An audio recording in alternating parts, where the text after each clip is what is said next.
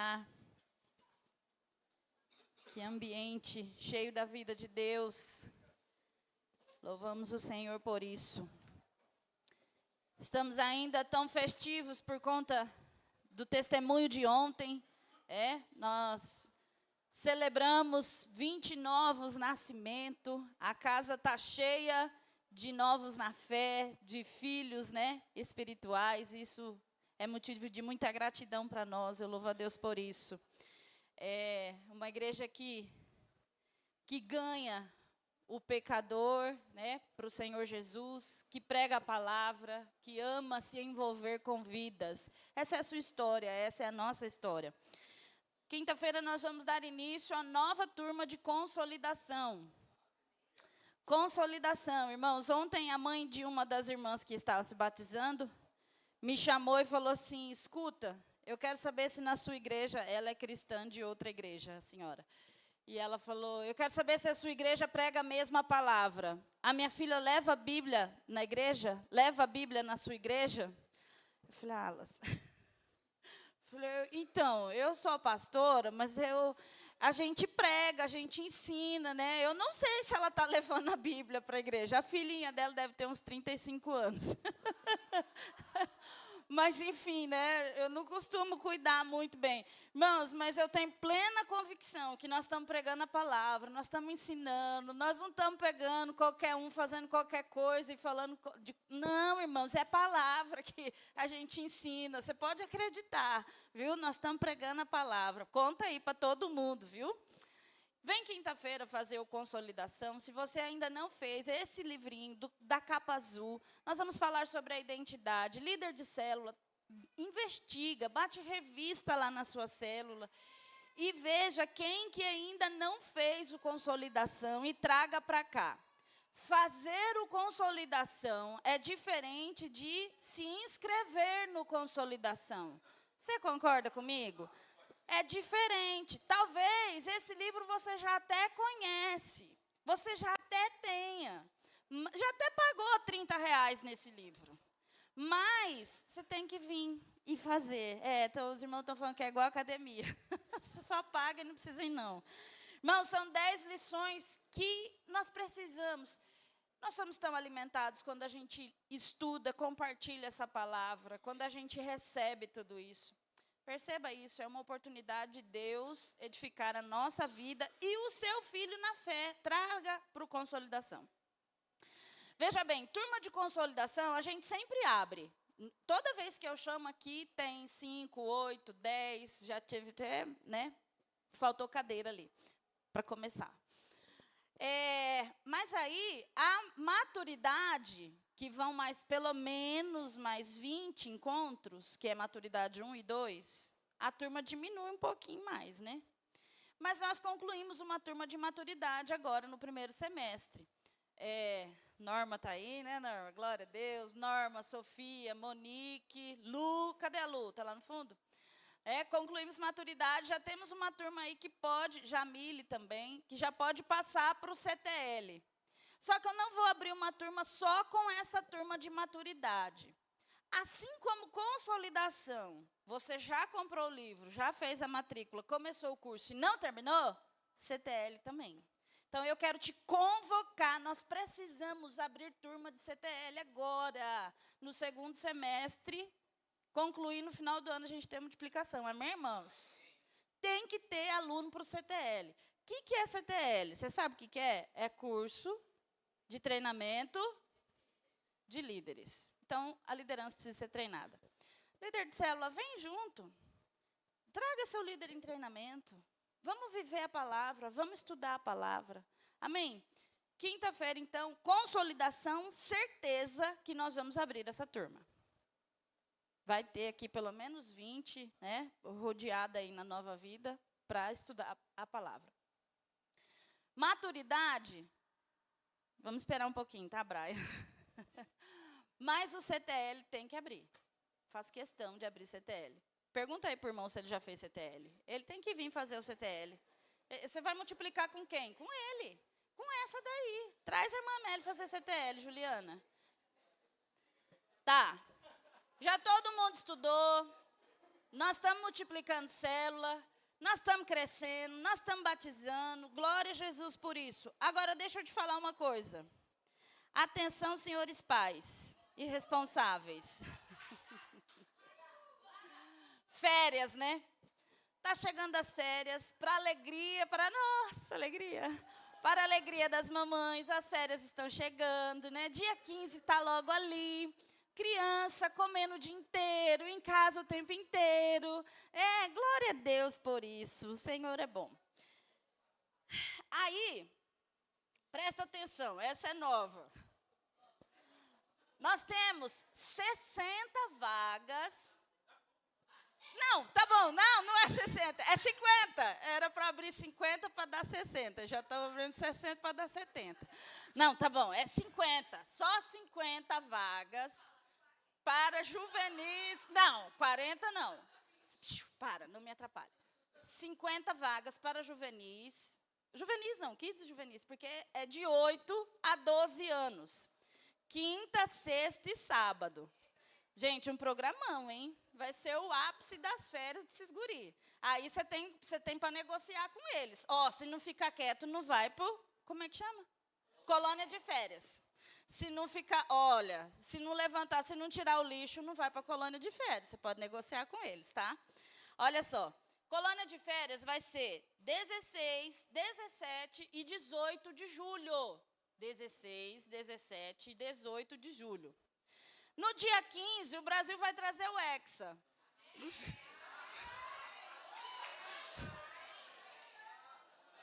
Gente, alguém leva o pastor para assistir o jogo amanhã, tá? Porque ele assiste lá em casa falando, coitado do Brasil. Quem que é esse? Da onde que saiu esse cara? Gente do céu, pensa num nervo que dá, irmã Leida. Assistir jogo com ele não acreditando em nada, tá? Dia 15 de julho, o Brasil traz o Hexa. Dia 16, à noite, a gente vem para a colônia de férias, tá? Todo mundo faceiro, feliz. Começou as férias da nossa turma, tá bom? Então, 16, 17 e 18. Quinta noite, sexta o dia inteiro e sábado até o meio-dia. Almoço e vai embora, tá? Não. Começa dia 16, termina em agosto? Não. Não, irmã, é só 3 dias mesmo. E olha só, o negócio é o seguinte, eu vou colocar 50. Eu queria mais, mas estão falando que é só 50. E nós vamos ter que fazer um banheiro aqui, um chuveiro, uma hidromassagem, não sei o que vão fazer ali. Vai ser uma coisa boa demais, porque é colônia de férias, irmãos. Que é isso? Ontem os irmãos estavam falando que ia colocar um chuveiro ali do lado para dar banho, igual aquelas crianças da África que tomam banho no caneco, e aí dava banho nos meninos e estava tudo certo. Nada disso. Eles vão fazer um banheiro top. Banheiro de sede, de Nova Vida sede. Em nome de Jesus. Deus sabe aonde. Então, tá bom. Então, 16, 17, 18. Escuta, R$150. Não chora, não, porque eu não tenho como dar comida e fazer banheiro de sede e cuidar do seu filho, para você ter pelo menos 3 dias. R$150, tá? Por pessoa, de 8 a 12 anos, 50 vagas. E eles vão dormir, vão trazer colchão, vão trazer mochila, travesseiro, vai dormir. O negócio é coisa responsável.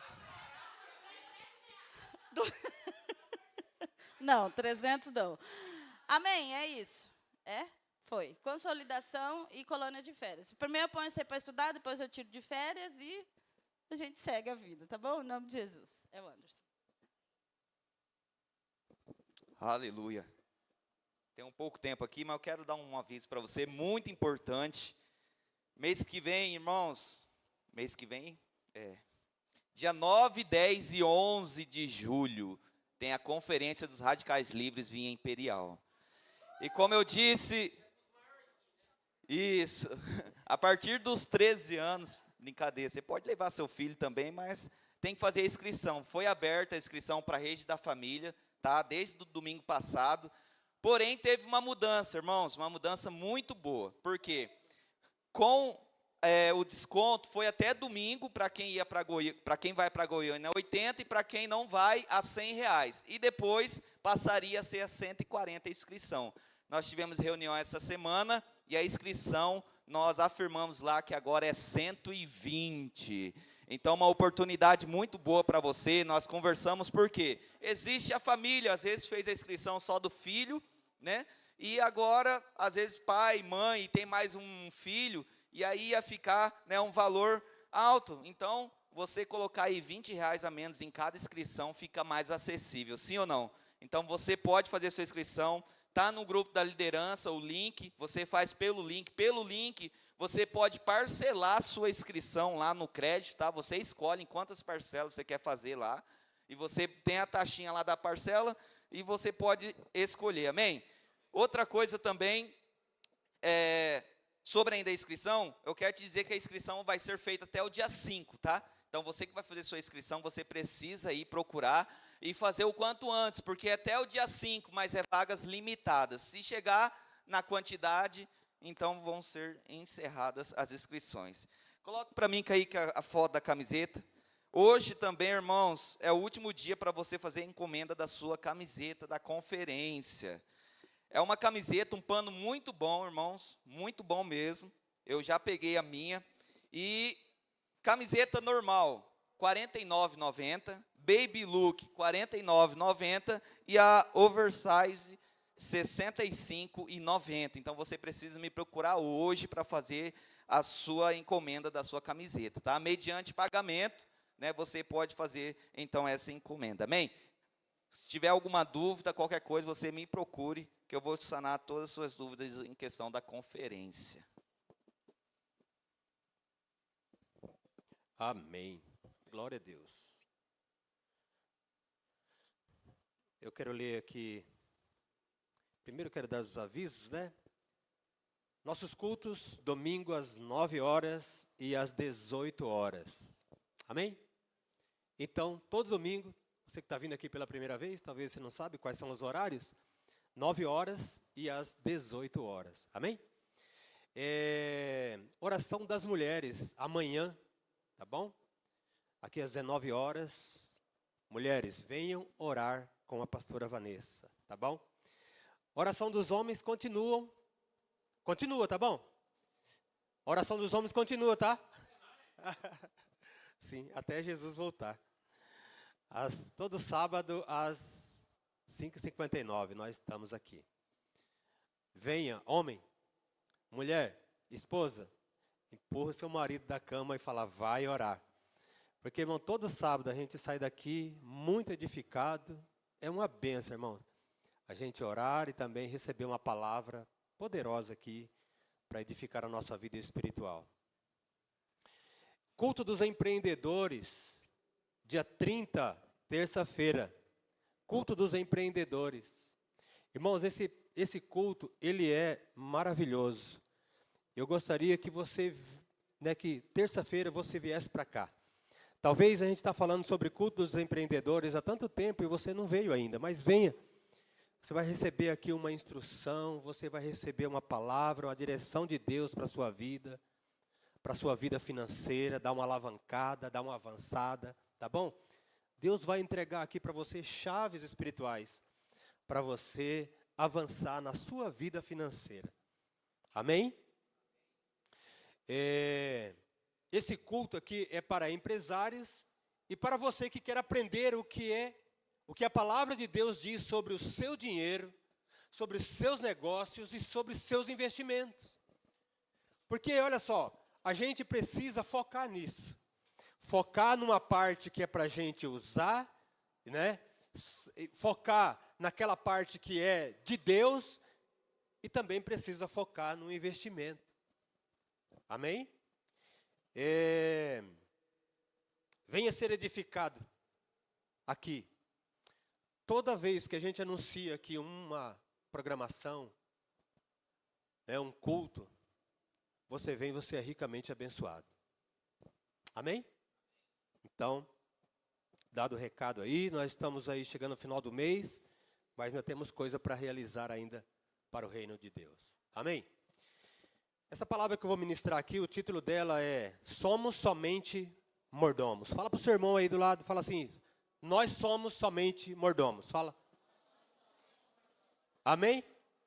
Nós somos somente mordomos, irmãos.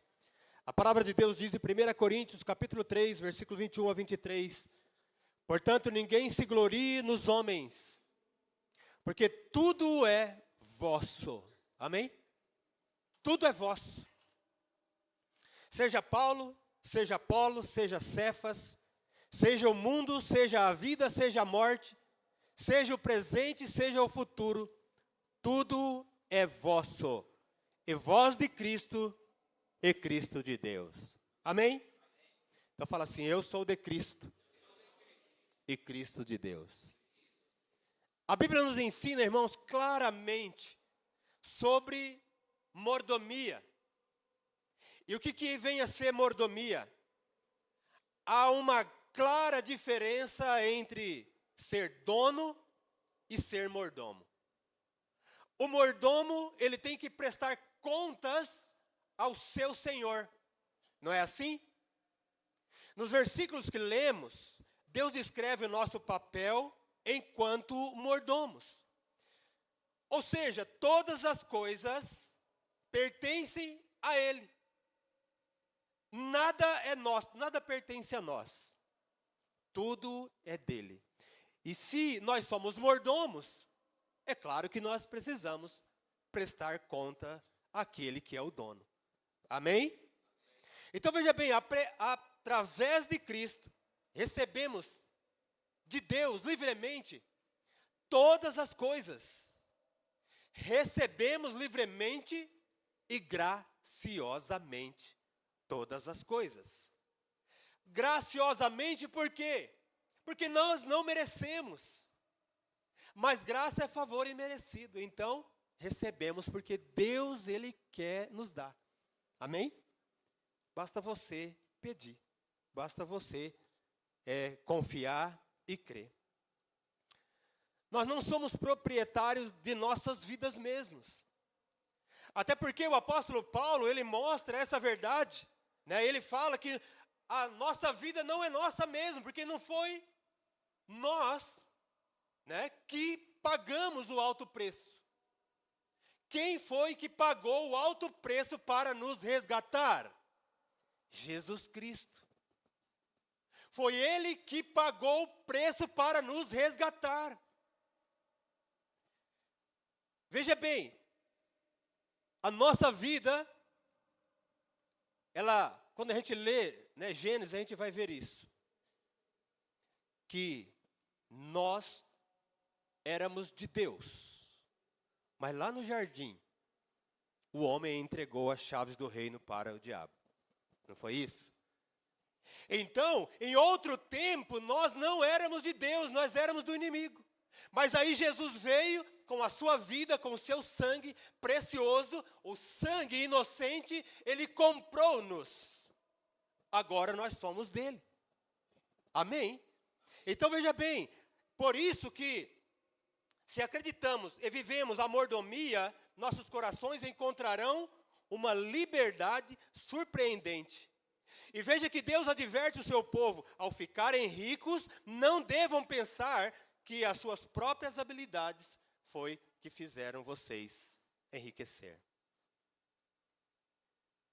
Se vivemos a mentalidade de mordomo, saberemos que todas as coisas vêm dele e pertencem a ele. Olha o que diz aí Deuteronômio 8:18. Antes te lembrarás do Senhor teu Deus, que Ele é o que te dá força para adquirires riqueza. Olha só, presta atenção. Antes te lembrarás do Senhor teu Deus, porque é Ele que te dá sabedoria. É Ele que te dá força para adquirires riqueza. Amém? Então veja bem, da onde vem a riqueza? Tanta gente, né, que sonha em ser rico, não é verdade? Ser mais próspero, avançar na vida financeira, aumentar o salário, aumentar a renda, a empresa aumentar, a carteira de clientes, Aquele que é profissional liberal, ter mais clientes, mais contatos, mais ligações, não é verdade? Mas às vezes ele fica pensando em formas mirabolantes, como fazer, o que fazer. Aí ele vai dormir, e ele deita, e aí ele fica pensando, como que eu vou fazer, o que eu vou fazer, e fica elaborando estratégias, não é verdade? A gente passa a noite inteira pensando. Mas aqui está o sucesso. É você saber que tudo é dele. Então, a quem é que você deve pedir? A quem é que você deve ir buscar sabedoria, conhecimento? Falar, Deus, entrega nas mãos dele. Entrega tudo a ele. O Salmo 37, versículo 5 fala o quê? Entrega o teu caminho ao Senhor, confia nele e tudo mais ele fará. Esse é um texto que eu gosto demais, e foi um dos primeiros, né? Acho que foi o segundo texto da Bíblia que eu decorei. O primeiro está em Isaías 55, versículo 6. Buscai o Senhor enquanto se pode achar. Invocai-o enquanto está perto. Esse foi o segundo. Entrega o teu caminho ao Senhor, confia nele. É uma das coisas, quando eu leio esse texto de Salmo 37, versículo 5, eu gosto sempre, né, de acrescentar. Não porque está faltando, mas é porque é algo que eu sei que é de Deus. Que é entrega, confia e descansa. É entrega, confia e descansa nele. Descansa no Senhor.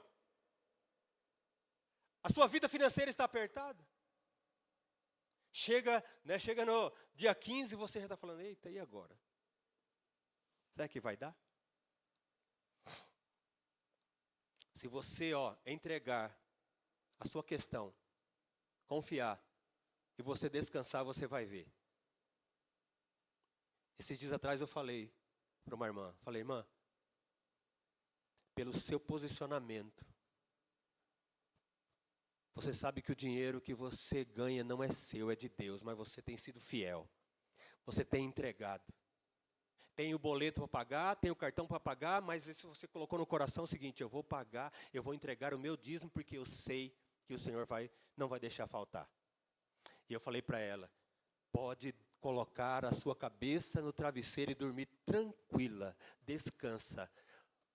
Porque enquanto você descansa, Deus está provendo para você.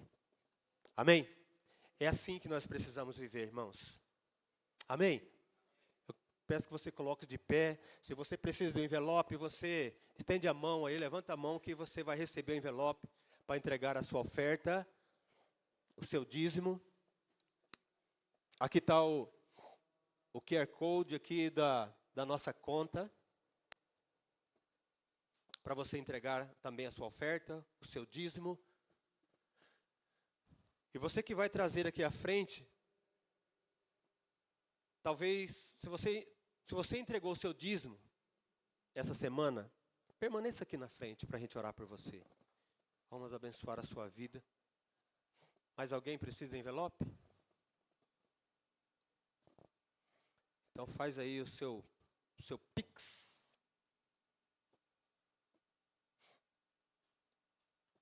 Fazendo aí o seu Pix. Quando Deus prometeu aos seus filhos provisão sobrenatural, Ele disse que, quando o povo fosse abençoado por Ele, não deveria dizer que o poder e a força das suas mãos fizeram ganhar suas riquezas.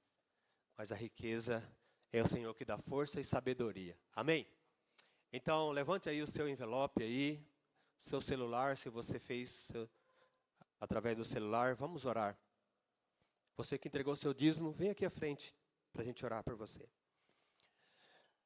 Pai querido, nós queremos, ó Pai amado, nessa manhã, agradecer ao Senhor, que é tão rico, tão grande. E mesmo, ó Pai amado, na sua grande riqueza, o Senhor nos dá, ó Pai amado, o privilégio de viver, ó Pai amado, confiando e crendo que tudo o que o Senhor tem é para os seus filhos. Reconhecemos nessa manhã, ó Pai, que não somos donos de nada, nós somos apenas mordomos. Nós cuidamos, administramos aquilo que o Senhor coloca em nossas mãos, ó Deus.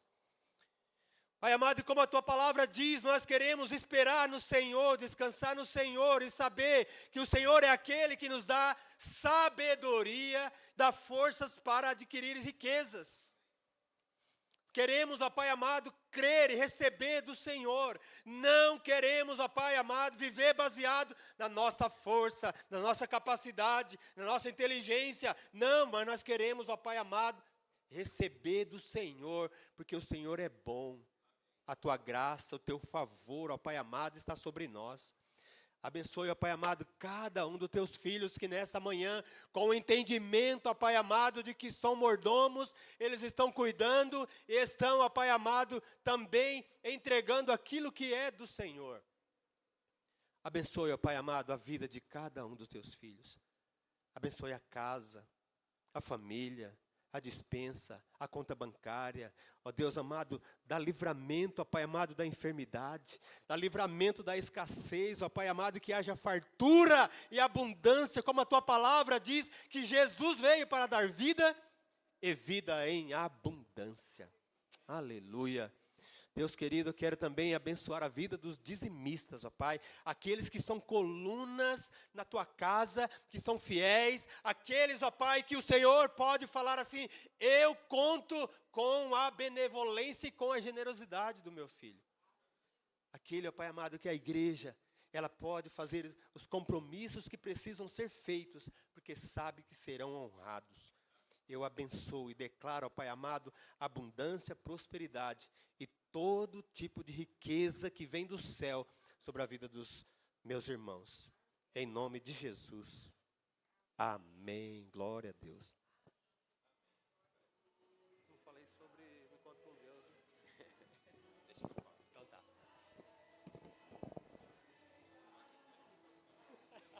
Meio torto.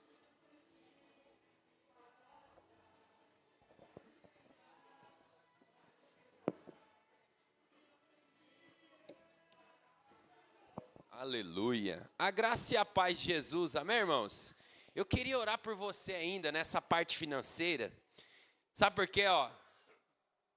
Cada dia está aumentando o número de golpes financeiros. Já te ligaram falando assim: escuta, tem um dinheiro aqui para você receber. Tem um negócio aqui para você. Aí, quando você vê, eles querem que você pague lá um negócio, investe não sei o quê, nananã. Tem vários golpes, irmãos. Eu quero orar para que esse espírito de roubo da nossa conta bancária, do nosso dinheiro, caia por terra. Você quer receber a oração? Amém. Então fique em pé no seu lugar se você quer receber a oração, que eu quero orar por você também, em nome de Jesus. Diga assim comigo, ó, colocando sua mão para cima. Diga: eu creio que o meu Pai, Ele me livra de todo o mal. E eu creio que o poder do Senhor coloca debaixo dos meus pés toda a artimanha de Satanás. Pisa aí agora, pisa aí. Em nome de Jesus, eu tomo posse da bênção que está na filiação. E todo golpe vai passar longe da minha vida. Em nome de Jesus. Diga: eu creio. Amém, irmãos? Aleluia. Pode se assentar, então, em nome de Jesus. Aleluia. Irmãos, nós tivemos o batismo ontem dos vencedores e foi muito bom. Foram 20 pessoas que a Nova Vida Campo Grande batizou, né? Sendo 9 aqui na sede, sendo 8 lá no Buriti e sendo 3 lá no Copa Vila. Você pode aplaudir o Senhor Jesus bem forte? Aleluia! E aqui nós estamos com esses meninos aqui, olha só. Chega aqui comigo, vem cá, esses meninos. Aplauda a vida deles também, irmãos. Foram 9, mas vieram 4 agora, né? E o Dudu já falou: eu já posso ficar lá, ouvindo o meu pastor, que eu quero ouvir o meu pastor pregar. Foi assim que você falou, Dudu? Não, não foi. É o João Miguel, né? É também a Valentina, a Alice, não é? E o Dudu, é isso? Cadê a Vale? É só nome de pastor, hein, gente? Meu Deus, ó, Valentina, Dudu. Nome de Eduardo, né? Glória a Deus. Chama aqui a pastora Vanessa para me ajudar. Nós vamos entregar aqui o certificado para esses meninos e tirar uma foto com eles, tá bom, irmãos? Olha aqui, a pastora entrega da Alice, eu vou entregar para o Dudu. Aqui, Dudu, que Deus abençoe você, tá? Em nome de Jesus. Tá aqui também o João Miguel. Ala, João Miguel, hein? O João Miguel entrou, tremeu ontem lá, né? Eu também. Valentina. Quem que não tremeu, né, gente? Pastor Emílio até entrou com tudo, assim, ó, já mergulhando já, porque, irmãos, a nossa perna, vou falar para vocês, viu? Para falar da perna, vou falar para vocês, foi difícil, tá? Nós estamos muito felizes com vocês, irmãos, porque agora vocês entraram num novo processo, né? Vocês estão prontos para mudar de nível, tá? E vão agora ser encaminhados no domingo que vem, já, meu bem? Domingo que vem é dia de chorar, né? De enviar, aquele negócio todo, de, eu cuidei, aí dá bronca no líder team, né? Cuida para mim, porque... né? Aleluia. E é isso aí, o encargo, né, pela vida deles é desse jeito, amém? Você pode estender a sua mão para cá? Quero declarar que esses irmãos cumpriram essa etapa, terão êxito nas próximas, amém? Pai, nós cremos que isso é uma ordenança do Senhor, o batismo nas águas. Nós cremos que esses irmãos, pela fé, reconheceram Jesus como Salvador. E nós queremos que eles tenham, Deus, a alegria agora nos próximos níveis da vida cristã. Eles tenham sucesso no que vão fazer. Nós os abençoamos como igreja e declaramos que eles estão cercados, guardados e protegidos para ter uma vida cristã frutífera, para serem vencedores na família de Deus. E eles possam experimentar todos os dias o enchimento do Espírito para frutificar sobremaneira. Nós os abençoamos em nome de Jesus. Amém e amém. Aplauda o Senhor bem forte. Tirou a foto? Tirou o retrato? Olha lá, mostra lá o certificado, gente. Mostra lá. Chega mais para cá.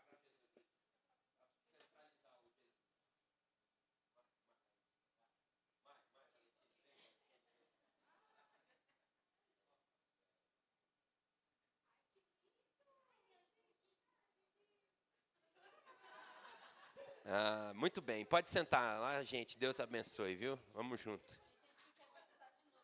Quem quer batizar de novo? Gente, olha, eu tenho que confessar um negócio para vocês, ó. O certificado é assim, ó. Os irmãos, a gente faz para todo mundo, quer ver, ó? Que deve ter uns 12, quer ver, ó? Olha isso aqui, ó. Isso aqui é certificado. Só que o pessoal não vem na hora de receber. Aí a culpa é do pastor que não deu o certificado. Você pode ser sem vergonha, tá?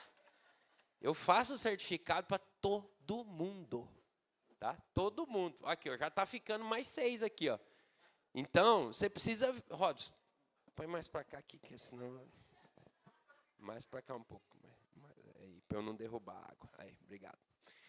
Se não, olha só, aí você, você fala que não batizou, mas batizou. Aqui, ó, tem 6 aqui. Onde vai? Se não vir, vai para a gaveta. Aí você abre ali e pega, né? Porque a nossa responsabilidade está feita. Aí você não tira a foto, você não recebe, você nem nada, aí perde, tá? Então, à noite nós vamos entregar novamente. Então, os 6 que não vieram, podem vir à noite e vão receber, tá bom? Aí você que não veio, aí já botou a culpa em mim que eu não te entreguei, vou te dar uma segunda chance, tá? No fim desse culto, me procura ali na sala da pastora, que eu vou imprimir para você, tá? Você precisa saber o seu nome completo. E você precisa saber o dia que você batizou. Eu batizei dia 28 de novembro de 1999. Pelo menos o dia que você batizou, você tem que lembrar. Não é verdade? Pelo menos, tá? Aí você fala, não, pastor, mas você não sabe. Eu falo, irmão, não sei. Eu não sei o dia que você batizou, tá? Não tem como gravar. Tem nos arquivos aí nossos papéis, mas até eu achar lá no meio de centenas, vai demorar, tá? Você batizou em qual ano, pastora Jaque? Nem eu tinha nascido. Só a pastora Vanessa e a Natália. Nós não tínhamos nascido. Jesus entrou, batizou, a pastora Jaque entrou atrás. Aleluia. Irmãos, não foi falado aqui, o pastor Emílio estava lembrando, mas nós teremos um encontro com Deus novo, agora em agosto, tá bom? A gente não tem quase nada para fazer, então vamos continuar fazendo, né? Então, nós vamos ter em agosto, no dia 14, 15 e 16. O encontro com Deus vai ser lá no Recanto dos Vencedores, tá bom? Não vai ser lá na chácara, no Retiro Paixão. Abriu uma vaga para nós lá no Recanto dos Vencedores, então é menos dispendioso e nós vamos encaixar nessa vaga. Esse encontro, irmãos, preste atenção porque você tem que estar no mesmo espírito. Qual que é o mesmo espírito? Lembra que nós fizemos esse encontro que passou para 60 pessoas e foram 24?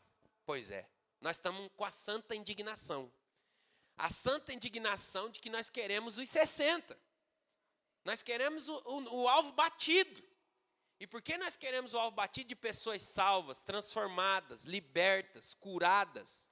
Nós vamos abrir daqui 50 dias nosso próximo encontro já. Então nós já estamos falando, preparando. Aqueles que você não fez o visita dos espias, agora é a hora de ir na casa, fazer a visita dos espias, que você não fez. Aquele que você pagou para ir no encontro e não foi, agora é a hora de ir lá atrás dele, né? Eu vou até te falar mais, você que pagou, pastor Mídio, pode vir, tá? Traz ele, fala, ó, já paguei no passado, viu, Kleberson? Pode vir, não tem problema. Esses 3 aí que vocês deixaram para trás, por causa da chuva, ou por causa do que bombardearam alguma coisa, né? O Irã está em guerra, né? Eles não vieram porque o Irã está em guerra, a Rússia está guerreando com a Croácia, lá com a Ucrânia. Aí não vieram. Traz eles. Nós queremos 60 encontristas no dia 14, 15, 16 de agosto. Nós vamos conseguir. Amém, irmãos? Porque são pessoas salvas, famílias transformadas, tá bom? E outra coisa que você precisa saber também é que no dia, que dia que é aí da agenda, gente? O arraiá? Nós vamos fazer um arraiá da nova vida, tá? Vai ser em agosto, sexta e sábado, 7 e 8. 7 e 8. 7 e 8 de agosto, tá? Vai ser aqui no nosso prédio, daquele jeito, aquele sistema. Você que quer participar, né, da dança caipira, você já procura a pastora Vanessa, que é ela que vai fazer esse negócio aí, né? Já compra o seu carvão para passar no dente, né? E você que não gosta da festa junina, não precisa vir, tá bom? A gente faz aqui e aí você fica normal em casa. Mas as barracas são para financiar coisas aqui do nosso prédio, tá bom? Inclusive vai abençoar para os banheiros que a gente quer fazer de banho, aí para o evento das crianças e tudo mais, vai abençoar. Então, vai ter canjica, vai ter pamonha, vai ter espetinho, vai ter o pastel ungido do Buriti, né? Pastel ungido, vai ter carreteiro, tá? Vai ter cadeia para você prender aquelas pessoas que você sabe que precisam ser presas, né? Então vai ter várias coisas, né? Vai ter roda gigante. Não? Barco pirata. Trompa. Não. Vai correr elegante? Meu Deus. Que coisa. Então vai ser o Arraiá da Nova Vida, segunda edição, tá bom? Segunda edição. Ano passado fizemos, esse ano vamos fazer também, tá? E vai ser uma festa muito linda, porque a gente gosta de festa, né, irmãos? A gente gosta de festa. Nós vamos fazer festa, em nome de Jesus. E Jesus vai ser o centro também, porque nós vamos anunciar a palavra, nós vamos estar em comunhão, nós vamos glorificar o nome dele com adoração, louvor. Então, dia 7 e 8, tá? De agosto, vai ter aí. Muito bem, irmãos. Hoje quero trazer uma palavra aqui para o seu coração. E essa palavra, ela é de extrema importância, que tem como tema mensagem para uma geração distraída. Nós vivemos uma geração mais distraída de todas. Nós vivemos uma geração que está perdida na atenção, né? Hoje a guerra é pela atenção. Você vê que a pessoa que tem milhões de espectadores é a pessoa famosa do nosso mundo atual, né? Inclusive, se você está aí e não tem seguidores, então você é irrelevante para o mundo, né? Se você está aí, mas você tem só 2 likes na sua foto, né? Você também está por fora. As pessoas têm falado, né, a respeito muito mais de rede social, porque nós estamos numa geração distraída, né? Por que tem Netflix? Para distrair. Por que tem campeonatos e campeonatos? Para distrair. Está aí a Copa do Mundo. Para distrair. Para que tem tantas coisas, né? Distração. Claro que é muito bom você ter entretenimento, você se divertir com isso, com aquilo, mas tem um detalhe. Existe uma diferença entre entretenimento e distração. Distração é quando você não consegue focar em mais nada. E, inclusive, um dos nossos maiores, né, especialista em comportamento de pessoas, o Augusto Cury, psicólogo, renomado no mundo inteiro, ele formulou a tese da mente acelerada. O Augusto Cury, ele falou, né, dessa doença, ele descobriu essa doença, que é a enfermidade, que não é uma enfermidade no corpo, é uma enfermidade no pensamento, no entendimento, que é a síndrome do pensamento acelerado. É esse negócio que até está sendo, na Copa do Mundo agora, trabalhado na vida das pessoas. Sabe o que estão falando? Está tendo 2 jogos ao mesmo tempo. O que você vai fazer? Abra 2 telas. Abra 2 telas. Assista os 2 jogos de uma vez. Meu Deus! Como que vai assistir 2 jogos de uma vez, Anderson? É a síndrome do pensamento acelerado. Por quê? Nós estamos numa geração, infelizmente, distraída, né? A gente vai ao culto, distraído com o WhatsApp, vai ao culto, distraído com o Instagram, vai ao culto, né, na hora da adoração, tantas coisas. Mas, irmãos, nós precisamos focar. E o foco é em uma pessoa só. É Jesus. Amém, irmãos? O foco tem que ser Jesus. Fala para o irmão do lado, com carinho, fala, o foco tem que ser Jesus. Fala aí para ele. Não podemos distrair, irmãos. E para isso eu vou fazer aqui uma alegoria hoje, a pregação é alegórica, tá? Para você entender comigo, porque a palavra de Deus é um manual divinamente inspirado para nós. Tudo que tem na palavra de Deus é instrutivo. O que tem no antigo coopera com o novo revela o antigo e assim por diante, tá? O Velho Testamento e o Novo Testamento, eles são casados um com o outro. Lá no Antigo Testamento tem figuras do que é a realidade no Novo Testamento, tá? E uma das coisas que aparece lá no Antigo Testamento é a menorá, mas também, o próximo slide, coloca para mim, por favor, é o propiciatório. Apaga a da frente aqui para nós, para enxergar melhor. Propiciatório, para quem não sabe, isso aqui é a Arca da Aliança representado, né? É a representação da Arca da Aliança. Ninguém sabe se era assim ou não era assim, mas assim é uma representação de acordo com relatos, tá? E tinha um lugar ali na Arca da Aliança que era a tampa, aquela tampa onde tem 2 querubins com os braços estendidos, né, as asas estendidas um para o outro. Ali embaixo daquelas asas, na tampa, chamava propiciatório. Era um lugar onde a presença de Deus era manifesta. Era naquele lugar ali, né, no meio desses querubins esculpidos em ouro, que havia a manifestação de Deus, o falar de Deus. Havia ali a presença de Deus através desse lugar, desse instrumento que era a arca e o propiciatório. E você sabe, pode acender por favor, Kaique, né? Você sabe que a única vez, apesar de ser um instrumento para Deus falar, a única vez que Deus falou no propiciatório foi em uma ocasião com Moisés. Moisés, ele ouviu a voz de Deus ali no propiciatório. Deus deu instruções para ele a respeito de um assunto. Você sabe que em outras ocasiões Deus falou também com Moisés. Por exemplo, Deus falou com Moisés no Monte Sinai. Deus falou também quando ele estava no tabernáculo. Ele falou, sai aí para a gente conversar um pouco. Tinha ali a tenda da presença onde Deus conversava. Mas teve uma única ocasião que Deus fala com Moisés no propiciatório. Direto da presença, direto de onde ele se manifestava. E essa ocasião tem que ser destacada por nós. Porque se houve essa única ocasião, é igual quando Jesus falava o nome da pessoa 2 vezes. ou quando Jesus falava, em verdade te digo, ou quando Jesus falava assim, ó, lembre-se de alguma coisa. É um destaque que tem que dar, né? E nós estamos destacando aqui essa instrução que foi proferida diretamente do propiciatório, a tampa ali da arca, como eu estou te falando, né? No lugar santíssimo, falando ali na ocasião em Números capítulo 7. Eu quero ler com você. Números capítulo 7, no verso 89. Olha o que a Bíblia diz ali, ó.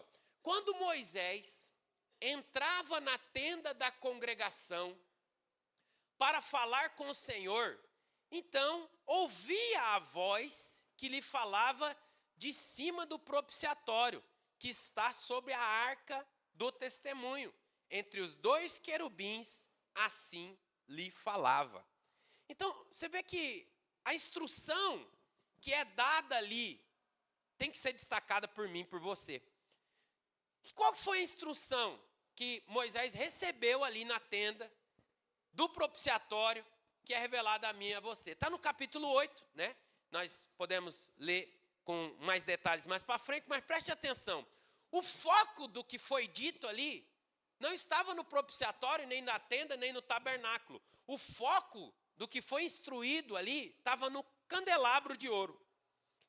Estava no menorá.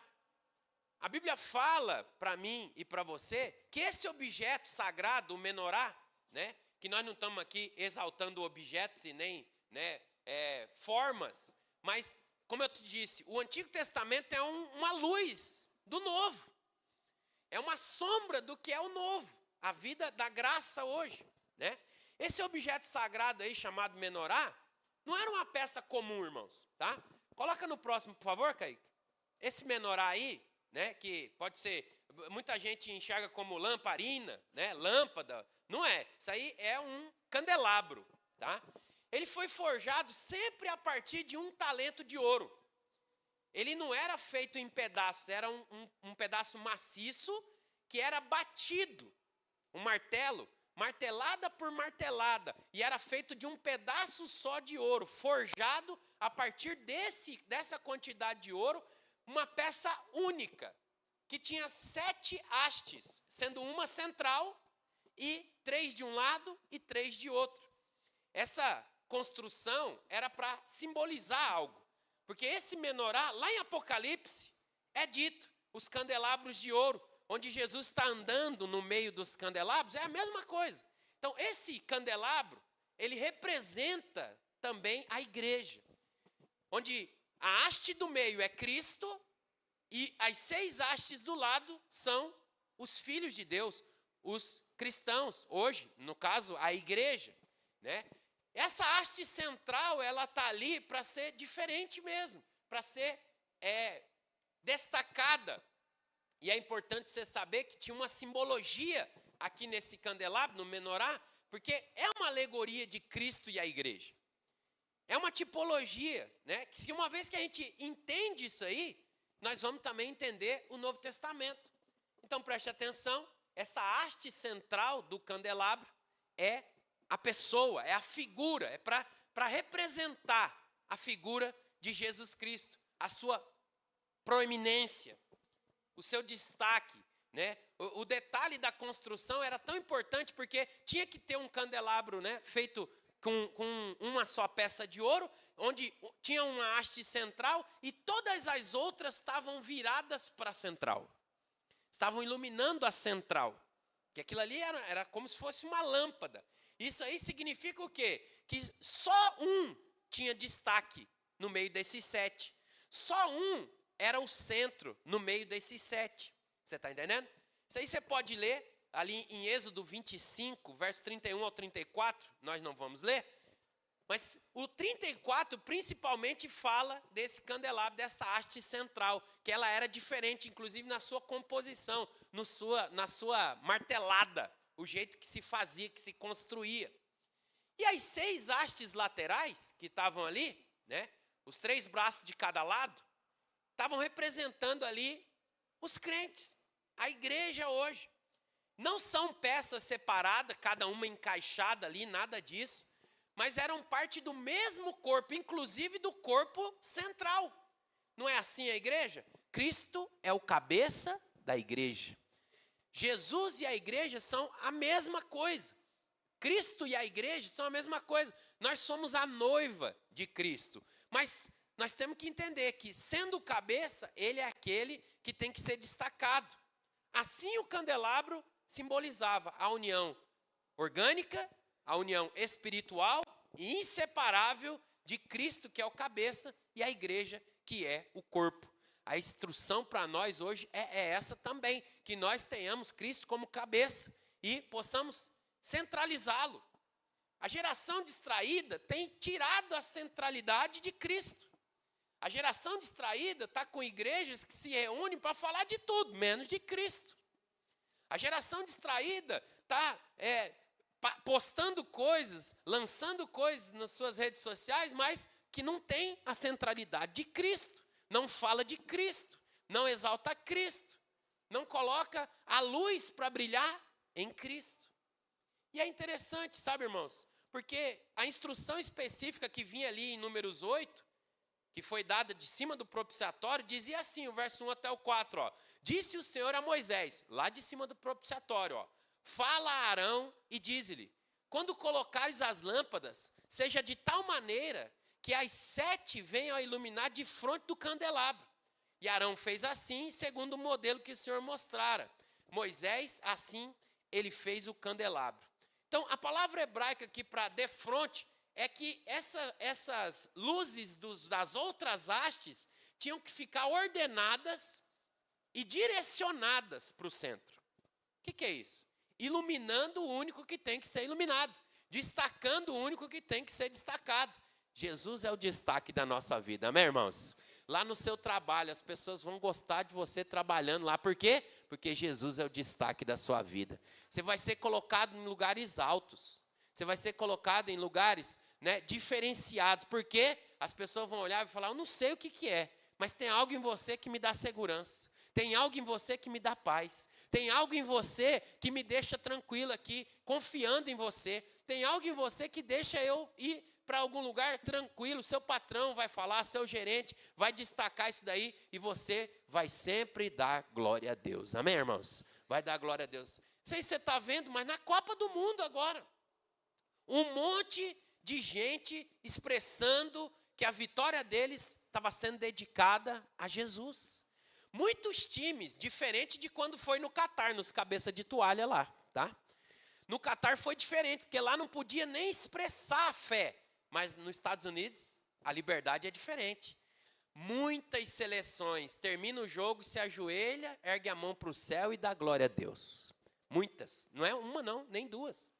Muitas. Porque é a liberdade. Então, gente que termina o jogo lá da Copa do Mundo e vai dar entrevista, e ao invés de falar, nós somos uma equipe fantástica, eles vão e falam, é que Jesus é muito bom, eu queria que vocês entendessem que é o único Salvador. Quando é a Globo, ele já tira, tá bom, obrigado, seu jogo foi maravilhoso, aí já tira ali. Mas muita expressão de fé, muita gente centralizando Jesus, sabe por quê, irmãos? O nosso objetivo como igreja é destacar Jesus, não é destacar a gente, não é destacar nós mesmos. Nós sempre brincamos aqui, desde quando eu cheguei na Nova Vida, né? A respeito das placas que a gente vai colocar. Vamos colocar uma fachada aí, pastor, com a sua foto, né? Coloca a foto do senhor de um lado, da pastora Vanessa do outro, né? Igreja Batista Nova Vida, Ministério do Pastor Eduardo embaixo, né? Isso é destacar homens. Nós não fazemos isso, irmãos. Né? Mas você pode passar na Ju de Castilho que você vai ver. Você pode passar na Mato Grosso que você vai ver esse tipo de coisa. Mas nós não temos interesse em destacar um nome que não seja o nome de Jesus. O nome de Jesus tem que ser exaltado. Nós estamos aqui com as hastes laterais do candelabro, que são voltadas para o centro. Amém, irmãos? Lá na sua cela você é assim, na sua casa você é assim. Nós não somos distraídos com esse tipo de coisa não, viu, irmãos? Então, no seu casamento, por exemplo, na sua carreira, se o seu casamento, né, visa só a sua satisfação, ou a satisfação mútua dos cônjuges, né? Se a sua carreira você só está atrás de ambições pessoais, você ainda não está pensando como candelabro. Você ainda não está pensando como menorá. Você ainda não está pensando como você foi projetado para pensar. Porque o verdadeiro significado de um casamento é louvar e exaltar o nome do Senhor através da união. O verdadeiro significado da sua vida profissional é você falar: Jesus é bom, Ele me deu capacidade para crescer, para avançar, para desenvolver o meu trabalho. Então, irmãos, preste atenção, não gaste os seus melhores anos perseguindo pequenas ambições. Não gaste seus melhores anos perseguindo, sabe, exaltação, elogios dos homens. Isso me faz lembrar um dos maiores pregadores do mundo, lá dos Estados Unidos, que morreu agora esses dias, o Billy Graham. Certa vez chamaram o Billy Graham para ser ministro no governo Kennedy. Chamaram ele para ser um dos nomes proeminentes lá dentro do governo Kennedy. E aí ele falou, sabe o que, irmãos? Ele falou: eu já sou ministro, mas eu não vou ser ministro do Kennedy, eu sou ministro de Jesus. Eu não me rebaixaria a alguém menor. Eu não me deixaria, não me permitiria ser ministro de alguém menor do que Jesus Cristo. Isso é o quê? Centralidade. Centralidade em Jesus. Seu ministério, o teste definitivo para o seu ministério, para o seu chamado, o teste definitivo para a sua liderança é: você exalta a pessoa de Jesus ou você quer que os homens te valorizem? Sabe a crise de muitos líderes? Esse povo que anda comigo não me valoriza. Mas você quer ser a haste central do candelabro, querido? Você vai se dar mal. Todo aquele que quer ser a haste central do candelabro não vai bem, não vai andar legal, não vai dar certo. Por quê? Porque a haste central do candelabro é uma só. É Jesus Cristo, o Senhor, o Rei dos reis, o Senhor dos senhores, o Deus de toda a terra, o dono de todas as coisas. A Ele seja dada toda a glória no céu e na terra. Jesus é o Rei da glória, irmãos. Então preste atenção, você está servindo os irmãos, sirva com alegria. Você está liderando, lidere com alegria. Você está pastoreando, pastoreie com alegria. Ah, mas eu me decepciono. Ah, mas não me valorizam. Ah, mas me humilham. Fazer o quê? Fazer o quê? Ministério é assim. Liderança, infelizmente, é por pessoas, é composta de gente. Mas não perca a centralidade de Cristo no seu ministério. Amém, querido? Quantos lideram na casa de Deus aqui? Levanta a mão. Não perca a centralidade de Cristo no seu ministério. Você vai mais longe. Se você manter a haste central exaltada, você vai mais longe. Sabe por quê, irmãos? Nós sabemos que somos candelabros. Nós somos as hastes laterais. E a Bíblia fala que Jesus anda no meio dos castiçais. Amém ou não, irmãos? Ele anda no meio dos castiçais. E isso é poderoso demais, sabe? É um princípio que é trazido para nós aqui no Novo Testamento. Já lá em Apocalipse, eu estou citando aqui para você, João teve essa visão. Ele vê 7 candeeiros de ouro, ou 7 castiçais, né? E Jesus mesmo revela o significado daquilo. Ele fala: os 7 candeeiros que vistes são as 7 igrejas. E onde que Jesus estava ali? A Bíblia fala em Apocalipse 1:13 também. Ele estava no meio dos candeeiros, andando no meio dos candeeiros. Por quê? Porque ali é o lugar dele. Então, a verdade de que Cristo deve estar no centro é absoluta, é irrevogável, é intransferível. Não pode ser pega por outro. Amém ou não, irmãos? Então, existe um poder na humildade. A geração distraída quer ser exaltada. A geração que exalta Cristo nunca vai desejar esse tipo de coisa. Porque existe um poder na humildade. Diga comigo, existe um poder na humildade. Mas fala outra coisa também. Fala assim, existe o juízo para a arrogância. Aí, pastor, juízo na arrogância? Você sabia que no Novo Testamento tem situações onde vem o Senhor e coloca a pessoa no lugar porque está exaltando outro que não a Deus, que não a Jesus? Isso acontece em algumas situações. Mas você sabia que os apóstolos, eles tinham, irmãos, uma noção tão grande de quem era o centro, que em várias ocasiões queriam adorar os apóstolos, queriam exaltar os apóstolos, queriam colocar o nome deles para cima. O que eles faziam automaticamente? Parou, não faça isso. A quem vocês têm que adorar é Jesus, só Ele. né? Isso aconteceu em várias situações, mas ali em Atos capítulo 3, você vai lembrar comigo, que o poder de Deus é manifesto ali. Os apóstolos, eles reivindicam ali o poder do Senhor. E é interessante que Pedro, ele fala para aquele coxo ali, ó, eu não tenho prata, eu não tenho ouro, mas o que eu tenho eu te dou. E o que ele fala? Em nome de Jesus Cristo Nazareno, alevanta e anda, né? Alevanta e anda. E o que acontece com aquele coxo? Ele pega tudo aquilo ali, ele levanta e ele anda. E é interessante, irmãos, que o povo começa a exaltar Pedro automaticamente, por causa do poder representativo. Você só tem um poder representativo, diga amém. Você é a imagem e semelhança de Deus, amém ou não? Toda autoridade foi nos dada no céu e na terra, amém ou não? Use esse poder para curar enfermos. Você não tem poder para curar, mas você é instrumento para curar, amém ou não? Você não tem poder de libertar, mas você é instrumento para libertar, amém ou não? Estava falando para os pastores agora na nossa reunião, esse fim de semana, irmãos. Nós escolhemos a coisa mais difícil do mundo para fazer, que é ser pastor. Porque ser pastor é o seguinte, tudo que a gente deseja que aconteça no nosso ministério, nós não somos capazes de fazer. Salvação. Alguém é capaz de salvar outro aqui? Só Jesus salva, amém ou não? Cura. Alguém é capaz de curar alguma pessoa? Não, só Jesus cura. Mas é o que a gente quer que aconteça, que as pessoas sejam curadas. Casamento. A gente é capaz de salvar? Nem o nosso direito a gente é capaz de salvar. Nem se a gente está ali lutando. Se Jesus não entra com providência, não tem casamento. Nem de pastor não tem casamento. Mas a gente quer que os casamentos sejam transformados. Sim ou não, irmãos? Mas aí, quem que faz isso? É Jesus. Então a gente não salva, a gente não cura, a gente não liberta, a gente não restaura. A gente não faz, não tem poder para fazer nada disso. Mas é tudo que a gente quer que aconteça. E é tudo que a gente sonha e que a gente vê acontecendo. Sabe? Isso é poderoso demais. Se não for o Senhor, não tem ministério. Não tem pastoreio. Não tem igreja. Não tem igreja abrindo, não tem igreja com gente, não tem nada acontecendo. Se não for Jesus fazer as coisas.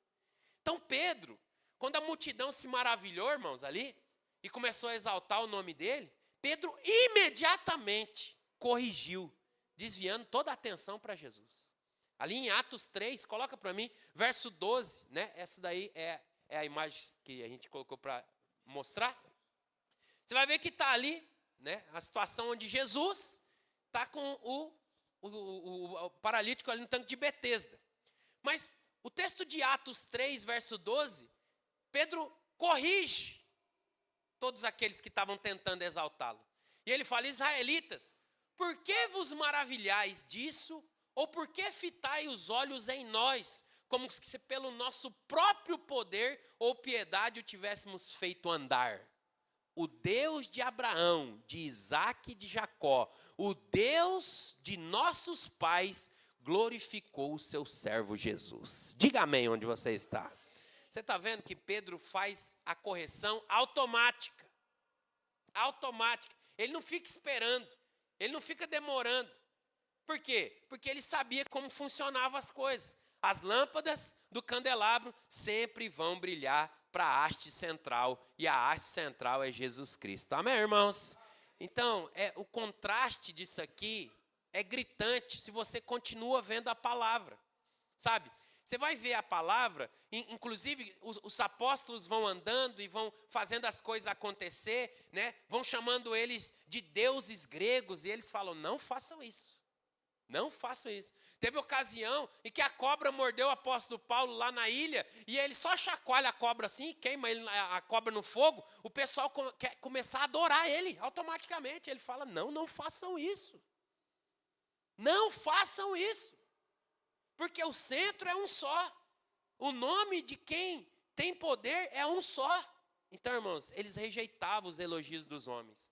Eles não saíam por aí se vangloriando e dizendo, olha, você viu aí a pessoa que eu curei lá? Você viu? Não, teve outra ali que, rapaz, eu só fiz assim com a mão, já o poder já saiu assim, já caiu os demônios tudo assim, ó. Rapaz, eu sou poderoso demais. Mas são muitos anos, né, ó. Aqui, ó. Muitos anos aqui, ó. Tem muita oração aqui nesse joelho aqui, rapaz. Você está achando o quê? Nessas mãos tem 20 anos de santidade.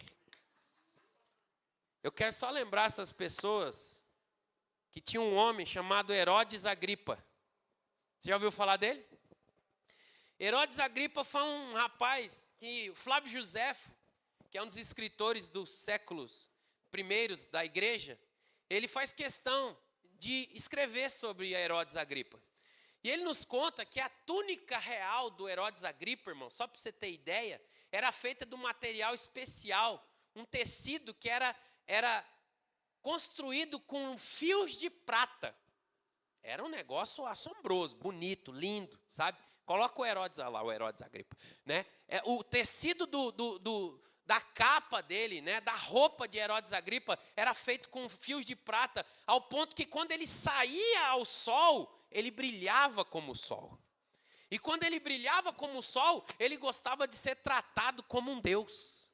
Ele gostava de ser exaltado. Todo o manto dele era assim, era prateado, era lindo, era bonito, era para chamar a atenção. E a Bíblia conta a respeito dele em Atos 12, 23, mas o Flávio Josefo, ele também conta para nós que Herodes encorajava o povo a gritar o nome dele. Flávio Josefo deixa registrado, né, ali no livro A História dos Hebreus, que o Herodes ele mandava o povo gritar, mandava o povo exaltar. Obviamente o povo fazia isso para lisonjear ele.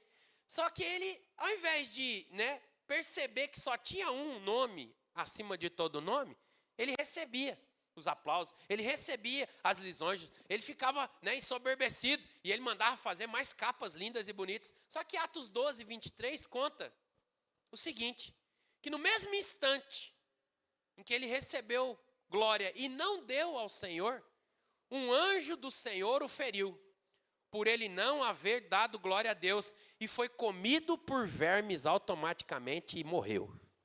Sabe aquele louvor antigo? Vai ser comido de bicho, vai ser comido de bicho, vai ser comido de bicho, vai ser comido de bicho. Os pastores gostam da parte. E quem falar mal do pastor vai ser comido. Deixa. Preste atenção. Preste atenção, irmãos, porque é muito sério isso. Eu não vi ninguém morrendo de verme aí nos últimos dias. Mas se está registrado na Bíblia, é para dar atenção. Se tem uma história, né? Se tem, o Sebastião me ensinou uma coisa um dia, se tem placa é porque tem história. Se tem placa é porque tem história. Alguma coisa, né? Se tem lá, não pule no lago, crocodilo. É porque tem história, não é verdade? Então é a mesma coisa. Se tem história do Herodes Agripa aqui, irmãos, é para a gente dar uma olhada. Outra coisa, outra pessoa também que se exaltou e não deu certo, já no Antigo Testamento, Nabucodonosor. Nabucodonosor foi o cara que construiu o jardim suspenso da Babilônia. Esse cara aqui fez da Babilônia uma terra imponente, um reino sem igual. Ele fez algo que ninguém tinha feito. Fez um país desconhecido ser uma potência mundial. E isso ensoberbeceu ele. Daniel, capítulo 4, verso 32, o texto fala o seguinte, até que aprendeu que o Altíssimo, teve um dia que ele teve que aprender que o Altíssimo tinha poder, sabe por quê? Ele, por se exaltar, Deus fez com que ele virasse o primeiro lobisomem da história. Você já ouviu falar em lobisomem? Já?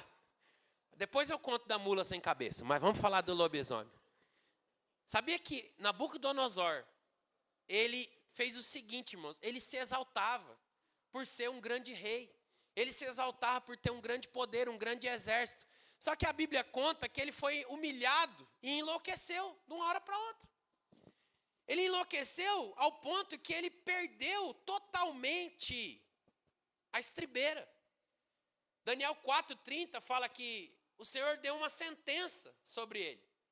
Será expulso de entre os homens, e a tua morada será com os animais do campo. Far-te-ão comer ervas como boi, e passar-se-ão 7 tempos por cima de ti, até que aprenda que o Altíssimo tem domínio sobre o reino dos homens e o dá a quem quer. Sabe o que aconteceu? Quando Nabucodonosor ficou louco, ele ficou coberto de pelos, conforme eu estou te falando, um lobisomem. A unha dele cresceu, ele andava de 4 pernas, pastando, viu? A comida dele era mato. Mato. Pastando. E não foi um dia, foram 7 anos. Meu Deus do céu. 7 anos, como um lobo, um lobisomem que eu estou te falando aqui. E a Bíblia conta que isso só acabou quando um dia, quando passou os 7 tempos, ele levantou os olhos para o céu e falou: o Deus Altíssimo governa sobre o reino dos homens. A partir daquele momento, tudo voltou ao normal. O Senhor teve misericórdia dele, entregou para ele de novo o que ele tinha, entregou para ele de novo o reino, ele voltou a governar. Mas por quê? Porque ele reconheceu que tem só um que tem que ser exaltado. Tudo isso aqui, irmãos, nós estamos falando porque a geração distraída vai chegar uma hora que não vai mais saber quem é Jesus. A geração distraída está sendo treinada para ter um Jesus histórico. Para ter um Jesus que foi um homem legal. Foi um homem que passou, sabe, fez umas coisas boas, mas ele não é nada. A geração distraída está sendo convencida que todos os caminhos levam a Deus. A geração distraída. Mas nós estamos aqui para anunciar um só nome, para exaltar um só nome, para centralizar um só nome. O Senhor Jesus é o caminho, é a verdade e é a vida. Ninguém vem ao Pai se não for por Ele. Amém, irmãos? Esse é o nosso trabalho também como sacerdotes. Você sabia disso?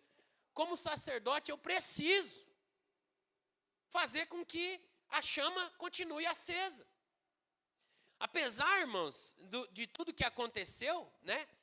O sacerdote lá, que cuidava da lâmpada, que cuidava da menorá, que cuidava, né, ali do tabernáculo, que cuidava ali do propiciatório, ele tinha funções também.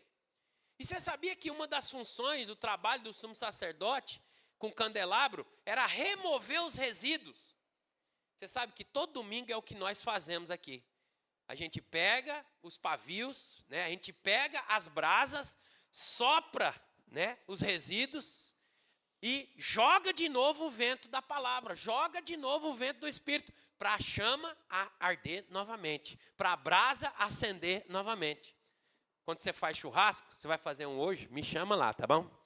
Quando você faz churrasco, você coloca ali o fogo, a brasa, o carvão, quando está, né, naquela temperatura ideal, as brasas estão todas vermelhas, né, incandescentes. Só que você terminou de assar ali, você deixa ali dentro da churrasqueira, o carvão, ele vai diminuindo a intensidade da brasa, né? Aquele vermelho vai apagando, aí fica aquelas cinzas por cima do carvão e só um foguinho lá dentro. Sabe o que acontecia? O sumo sacerdote e os sacerdotes, todos os dias eles tinham que mexer nas brasas, todos os dias eles tinham que remover os resíduos, inclusive na menorá, tinha que tirar o pavio que tinha sido queimado durante a noite ou durante o dia, aumentar o pavio para a luz, né, crescer, para a luz aumentar. Isso daí fala da figura também da igreja, né, que muitas vezes está com pavio curto, não é de nervoso não, tá? O pavio curto é que está iluminando pouco, porque o pavio já queimou tanto que está ali só a pontinha. O sacerdote tinha uma função, que era levantar o pavio, aumentar o pavio, para que pudesse iluminar certinho o centro, a haste central. Foi o ministério de Jesus também, irmão. Sabia que o ministério de Jesus era levantar os caídos? O nosso ministério também é levantar os caídos. Não é esmagar a cana quebrada. Não é apagar o pavio que está quase apagando. Igual nas festas de aniversário, né? A gente vai lá, canta parabéns para você, acende a velinha, né? Quando termina, o aniversariante sopra a velinha, aí vem alguém lá e faz... né, na vela. O sumo sacerdote não podia fazer isso. Ele tinha que ir lá e aumentar o pavio para continuar a luz brilhando ali no menorá. Jesus fez isso. Como eu estou te falando, a viúva, né, o filho da viúva de Naim, ali em Lucas 7,14, ele levantou. A filha de Jairo, que estava morta, estava caída, ele levantou em Marcos 5:41. Também o paralítico de Betesda, que eu coloquei aí para vocês verem, também ele foi lá e levantou. O cara estava há anos a fio, caído. Todo mundo passava e tinha dó. Todo mundo passava e tinha dó. Todo mundo passava e tinha dó. Jesus foi lá conversar com ele. Falou, o que está acontecendo? Ele falou, Jesus, aqui tem a história aí de um anjo que vem, mexe a água, mas quando mexe a água, o outro já vai lá e pula e eu estou aqui, 30 e poucos anos já. Não tem jeito. Aí Jesus fala, não, rapaz, não precisa de cair ali no tanque, eu estou aqui. E Jesus vai lá e levanta ele, tira ele daquela situação, porque Jesus sempre levanta o caído. Amém, irmãos? Nós temos esse ministério também de levantar o caído, amém? Outra coisa que a gente faz também, a terceira coisa aqui, como somos sacerdotes, como sacerdote que somos, e Cristo faz também, era trazer o azeite. Porque você sabia que lá na menorá, cada cumbuca daquela lá, cada haste, tinha na sua ponta um lugar para colocar azeite. O azeite era trazido. E quem que trazia o azeite para o candelabro? Eram os sacerdotes. Inclusive tinha uma ordenança sobre isso, o Êxodo 27, verso 20, que está escrito assim, ó, ordenarás aos filhos de Israel que te tragam azeite puro. Quem que tinha que trazer o azeite? Os filhos de Israel. E aqui na igreja, quem que tem que trazer o azeite? Ah, a pregação está sem unção demais hoje. Nossa, está sem unção, o pastor está sem óleo, está faltando, está ungido. Mas os filhos de Israel traziam o azeite, irmãos. Quando você vem para o culto, você junta com o azeite do irmão que está aí do seu lado. Vê se tem azeite sobrando aí no irmão do lado. Dá uma olhada aí. Tem ou não tem? Lembra que as 10 virgens, cada uma carregava o seu azeite? Pois é. Lembra quando uma tentou pegar da outra? Ela falou, não, de jeito nenhum. Vai atrás do seu. Cada um tem que ter o seu azeite. Verifica de novo se tem um irmão ungido aí do seu lado. Dá uma verificada aí. Tem ou não tem? Cada um tem que trazer o seu azeite. Amém ou não, irmão? Porque para a lamparina permanecer acesa, tem que ter azeite. Tem que ter unção. Para você brilhar e exaltar o nome do Senhor, tem que ter unção. Tem que ter azeite. Cada um vai levar o seu. Cada um vai viver brilhando intensamente, se valorizar a presença do Espírito. Mas para isso você tem que ter um foco. O foco do sacerdote naquela época, né, o sacerdote de Arão, era contínuo. Diga comigo assim, o foco é contínuo. Por isso que a mensagem é para a geração distraída. Porque o foco tem que ser contínuo. A geração está distraída, não tem azeite, não tem luz, não tem centralidade, não tem pavio sendo restabelecido, não tem gente sendo erguida. Por quê? A geração está distraída. Não podemos distrair, irmãos. É dia e noite e dia. Dia e noite e dia o quê? Tirando a poeira. Dia e noite e dia o quê? Trazendo azeite, tendo azeite sobrando. Não podemos distrair. Não, eu vou ficar esse ano aí, o restante de 2026 agora, de boa, porque eu já servi bastante o Senhor. Aí ano que vem nós pega de novo. Geração distraída, dá desculpa. A geração distraída, ela se envolve com coisas que não precisa se envolver. Então, Arão, ele tinha uma ordenança, cuidar dia e noite, para que tudo se encaixasse dentro do tabernáculo. Tinha que ter o fogo, tinha que ter o azeite, tinha que ter as lâmpadas acesas. Sabia que o trabalho dele lá também era fazer com que as lâmpadas ficassem para o centro. Porque às vezes passava um ali, esbarrava, né, trompava, ele ia lá e arrumava. Porque tinha que arrumar. Às vezes na igreja é assim também. Tem um que está meio torto, tem um que está meio esquisito, está brilhando para o outro lado, tem um que está já sem azeite. O que nós, os sacerdotes, porque nós somos reis, sacerdotes, o que a gente faz? Vai lá e arruma o candelabro. Ajusta a haste. O irmão não veio da sua célula? Cadê? Olha aí do lado, se o irmão da sua célula não veio, não está brilhando, não está centralizando Jesus. Cadê? O que você vai fazer como sacerdote? Você vai ver, cadê ele? A igreja é assim, irmãos. A igreja tem que ter constante vigilância. Lembra que lá, as 10 virgens, 5 eram vigilantes e 5 estavam distraídas. Viu? 5 estavam vigilantes e 5 estavam distraídas. Quando o noivo chegou, só 5 entrou. As outras 5 ficaram para trás. Porque estavam distraídas. Então, irmãos, o diabo, ele sabe que não pode derrotar você. Você pode dizer amém? Mas quando que ele não pode derrotar você? Quando seus olhos estão fixos em Cristo. Lembra a história de Pedro, andando sobre as águas?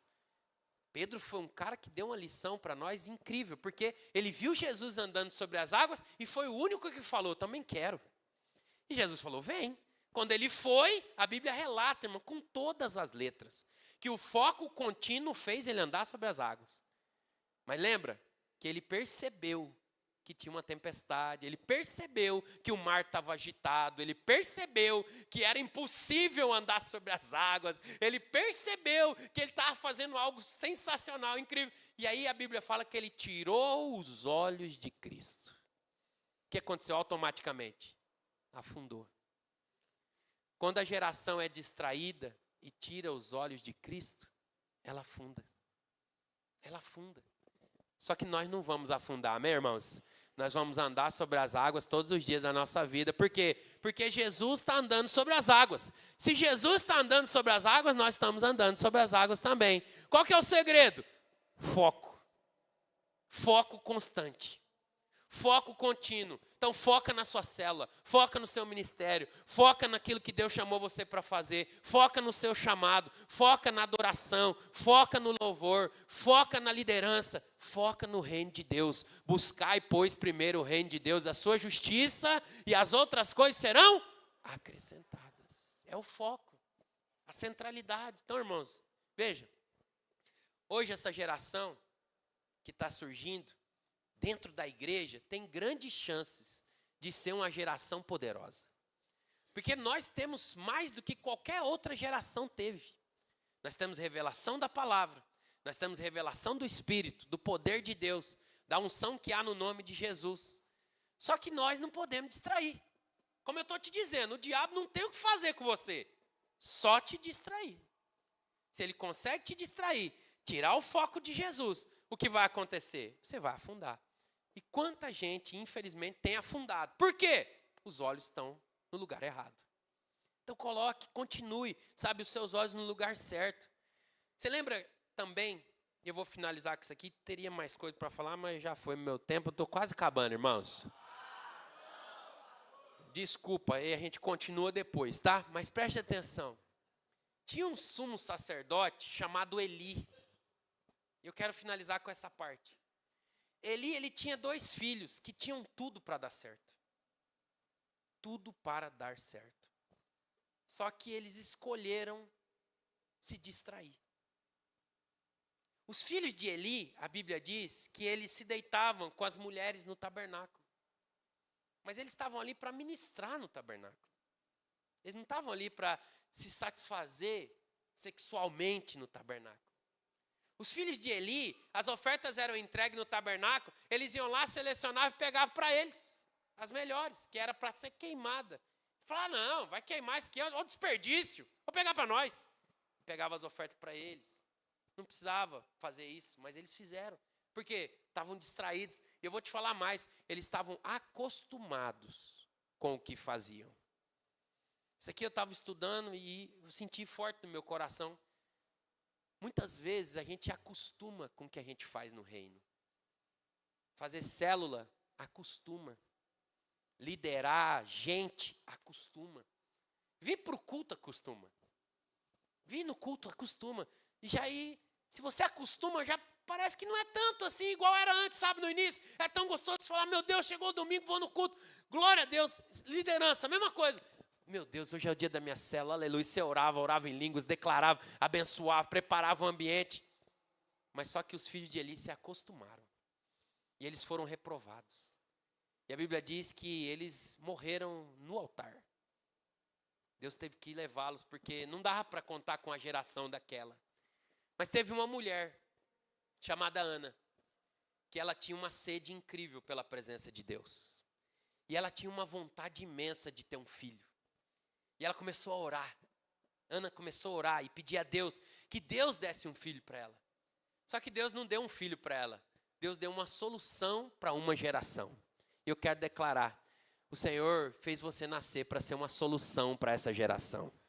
Em meio a uma geração distraída, Deus vai levantar no nosso meio um monte de Samuel. Gente que vai ouvir a voz do Senhor. Sabia que a Bíblia conta que Eli já estava no tempo que ele não enxergava mais. Claro que naturalmente os olhos dele mesmo que já estavam falhando. Mas isso aqui é espiritual, irmãos. Nós também estamos num tempo onde as pessoas não estão mais enxergando Jesus. Estão enxergando tudo, menos Jesus. Onde as pessoas já não estão mais ouvindo Jesus, porque Jesus não é o centro. Estão ouvindo um monte de coisa, menos Jesus. Só que aí nasceu de Ana, esse menino chamado Samuel. Quando esse menino nasce, Ana entrega na casa do Senhor, porque ela teve para o Senhor. Ela entrega, ela falou, está aqui, é do Senhor. E esse menino com 6 anos de idade já morava na casa de Deus. E um dia, ele vivendo com os sacerdotes, preste atenção, vivendo com Eli, vivendo com os filhos de Eli, ele não era igual a eles. E um dia Deus chamou Samuel à noite. Samuel ouviu a voz de Deus. Foi lá procurar com Eli. O que está acontecendo? Eu estou ouvindo. O senhor está me chamando? Não, não estou. E aí Eli não percebe o mundo espiritual. Apesar de ser o sacerdote, não percebe o mundo espiritual. Até que na terceira vez Eli falou, deve ser Deus. Nossa, faz tempo que eu não ouço, mas deve ser Deus. Está falando com você? Na hora que ele falar de novo, você fala, eis-me aqui. E aí aconteceu que um menino de 6 anos tinha mais unção do que um velho da igreja. Um sacerdote antigo. Um menino de 6 anos tinha condições de ouvir o que Deus tinha para falar com aquela nação. Sabe por quê, irmãos? Muita gente reclama dos novos na fé, que são cheios de vida, cheios de vigor e tal. Isso aí vai passar. Sabia que na vida de Samuel não passou? Ele foi do início ao fim do ministério dele, ouvindo a voz de Deus. E eu quero declarar, você vai do início ao fim da sua vida, ouvindo a voz de Deus. Centralize Jesus. Não se distraia, não se perca. Não diminua o ritmo. Aumente o ritmo. Trabalhe mais, sirva mais, se entregue mais. Faça mais. Porque no fim das contas, o reino dos céus vai ter que lembrar do seu nome. Jesus Cristo é o foco da nossa vida, amém, irmãos? Por isso, hoje a sua decisão tem que ser clara. Escolha viver para a glória de Jesus. Entrega o seu coração para Ele. Faça dele o centro da sua existência, do seu casamento, dos seus negócios, do seu ministério. Sempre brilhe para brilhar a haste central. Tenha azeite sobrando, para que a luz sempre esteja acesa na sua vida. Seja um instrumento de Deus, irmão, para tirar a cinza daqueles que estão meio apagadinhos. Deixa Deus usar a sua vida. Você vai ver, no fim das contas, você vai ouvir, servo bom e fiel. Entra no gozo. Pode começar a orar e falar, Senhor, eu centralizo o Senhor na minha vida.